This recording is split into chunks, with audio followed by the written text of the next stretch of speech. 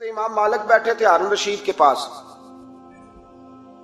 سخت پیاس لگ گئی ہارون رشید کو، اتنی سخت گرمی پیاس، یہ روزہ کھول کے نا کوئی چیز نہ ہو، پانی ہو تھوڑا سا ٹھنڈا سادہ پانی تو دل کرتا ہے سارے پی جائیں آج۔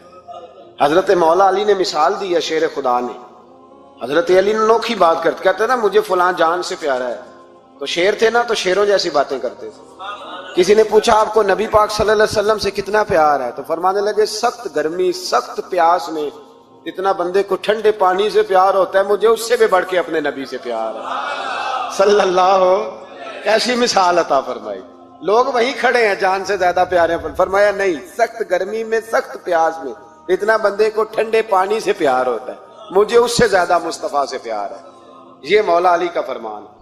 ہارون رشید کو پیاس لگ گئی تو پانی کچھ دیر سے آیا تو تڑپنے لگا، پانی لاؤ گلا خشک ہو گیا، گھنٹہ ہو گیا، شور کرنے لگا، جلال میں آ گیا، تڑپ لاتے کیوں نہیں، جلدی کرو۔ جب بندہ گرمی میں آتا ہے نا باہر سے تو پانی دیر سے آیا نا تو دل کرتا ہے کہ وہ ہو سکتا ہے گھر میں کوئی بم بھی پھوڑ دے، پانی کو دیر سے آیا ہے پہلے پانی۔ اس لیے سمجھدار خواتین باہر سے جب کوئی آتا ہے تو پہلے پانی لاتی ہے، پانی پی لے جناب۔ تو ہارون رشید تڑپ رہا ہے، امام مالک قریب بیٹھے تھے، خادم کہنے لگا حضور ایک کنواں خشک ہو گیا ہے اور دوسرا آپ کی شایان شان نہیں، پانی صاف نہیں، تو تیسرے سے بندہ لینے گیا ہے، آ رہا ہے۔ بندہ تھوڑی دیر سے آیا تو ہارون رشید بڑا پریشان تھا۔ اب بات امام مالک کر رہے تھے تو وہ نہ توجہ اس کی پانی کی طرف تھی، پیالہ پانی کا اندر داخل ہوا تو ہارون رشید کا دل کرتا تھا کہ اڑ کے پانی کے قریب چلا جاؤ، لپک رہا تھا پانی کی طرف۔ جب پانی آیا اس کو پکڑایا تو امام مالک رحمت اللہ علیہ کہنے لگے بادشاہ ذرا ٹھہر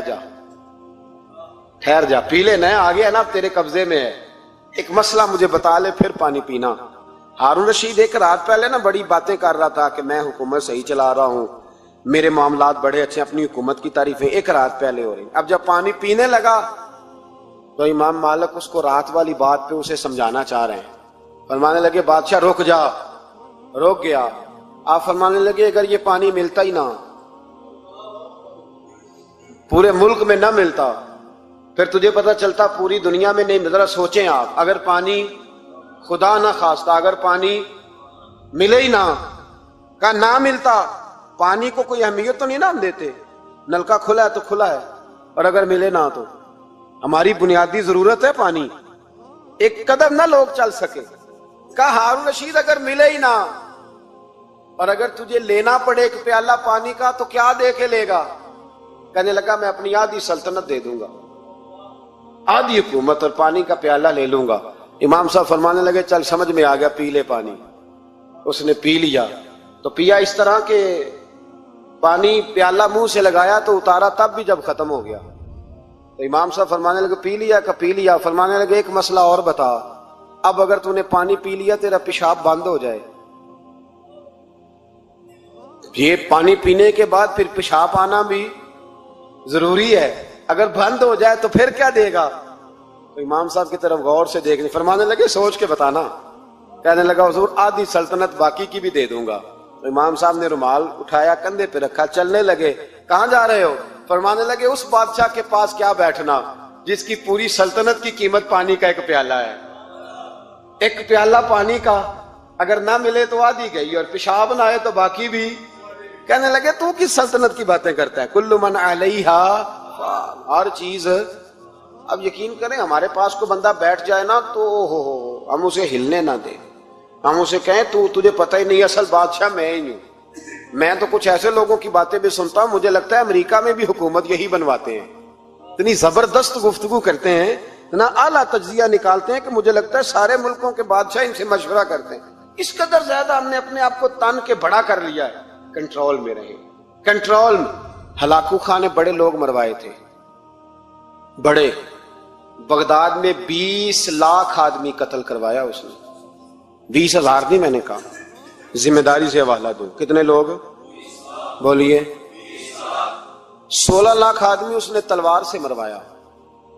لوگوں نے نا زیر زمین تہ خانے کھودنے شروع کر دیے، 4 لاکھ آدمی تہ خانوں میں چھپ گیا اور چن چن کے مسلمان مارتا تھا۔ جب ہلاکو کو کسی نے بتایا نا 4 لاکھ بندے چھپ گئے، اس نے نہروں کے بند توڑوا دیے، دریاؤں کے بند توڑوا دیے، پانی زیر زمین چلا گیا، 4 لاکھ آدمی ڈوب کے مر گیا، 20 لاکھ آدمی مروایا۔ ایک دن ایک علاقے میں گھوم رہا تھا، لیمو کھانے کا بڑا شوقین تھا، بازار میں گیا تو ایک لیمو خریدا۔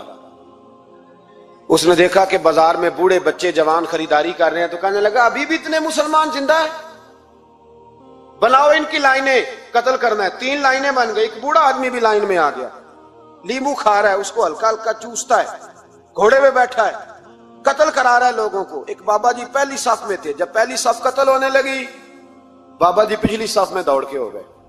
ہلاکو خان ہنس رہا ہے اس کو دیکھ کے، معاذ اللہ، جب بندہ ہوتا ہے نا کسی منصب پہ پھر وہ مذاق اڑاتا ہے دوسروں کا۔ بابا دوسری صف میں آیا تو ہلاکو خان نے وہ بھی قتل کرائی، تو بابا دوڑ کے تیسری صف میں، آخری صف کے کونے پہ جب بابا کھڑا ہو گیا نا تو سارے بندے مر گئے۔ بابے کو قتل کرنے لگا جلاد، ہلاکو کہنے لگا ٹھہر جا، کہنے لگا بابا تو تیسری صف میں آیا تھا، تیرا کیا خیال تھا بچ جائے گا؟ بابا کہنے لگا خیال نہیں، میرا یقین ہے کہ میں بچ جاؤں گا، میرا شرط یہ ہے کہ یقین ہو اندر، شرط یہ ہے کہ ہنس کے کہنے لگا ہلاکو خان کیسے؟ تو بابا کہنے لگا اگر اللہ چاہے تو بچ سکتا ہوں، اگر اللہ چاہے تو میں۔ بہت سارے لوگ ہیں ڈاکٹر لکھ کے دے دیتے ہیں نہیں بچے گا، وہ بچ جاتا ہے کیونکہ بچانے والا اللہ ہے، اللہ چاہے تو بچ جاؤں گا۔ تو ہلاکو کہنے لگا کیسے؟ جب ایسے کیا نا، کیسے ایسے کیا نا، تو لیمبو ہاتھ سے گر گیا۔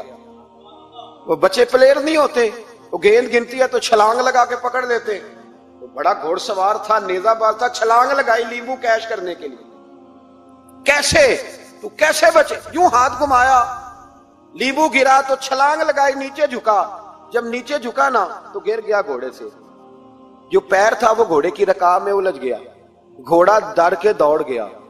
جب گھوڑا دوڑا تو زمین پر زور زور سے سر لگنے لگا، سپاہیوں کہتا دوڑو اس کو پکڑو، سپاہی بھی دوڑے پر گھوڑا قابو نہ آیا۔ گھوڑا اس وقت رکا جب نہ اس کا چہرہ پہچانا جاتا تھا، نہ آنکھیں سلامت تھی، نہ ناک سلامت تھی، اس کی کھوپڑی ساری اس طرح چور چور ہو گئی جیسے کسی نے ہتھوڑے کے ساتھ پیسی ہو۔ ہلاکو کی لاش سے خون بہ رہا تھا، بابا ہنس رہا تھا۔ ایک سپاہی کہنے لگا بابا تو کیوں؟ کہنے لگے میں اپنے رب کی قدرتوں پہ مسکرا رہا ہوں۔ کل من علیہ فان ویبقی وجہ ربک ذو الجلال والاکرام کا میں نے اسے سمجھایا تھا کہ بچانے والا بچا لیا کرتا ہے، تو اس نے مجھے